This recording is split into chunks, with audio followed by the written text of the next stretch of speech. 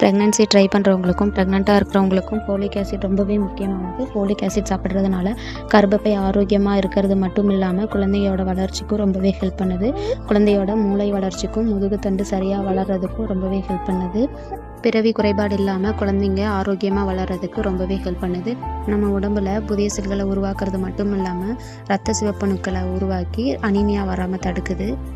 இதில் எல்லாம் folic acid அதிகமாக இருக்குதுன்னா பாசிப்பயிறு, துவரம்பருப்பு, வேர்க்கடலை, கீரைகளில் முருங்கைக்கீரை, பசலைக்கீரை, ஆரஞ்சு, கொய்யாப்பழம், பட்டாணி, கொண்டக்கடலை இதில் எல்லாம் ஃபோலிக் ஆசிட் அதிகமாக இருக்குது. இது மட்டும் நம்ம சாப்பிட்டா உடம்புக்கு தேவையான ஃபோலிக் ஆசிட் சத்து கிடைக்காது.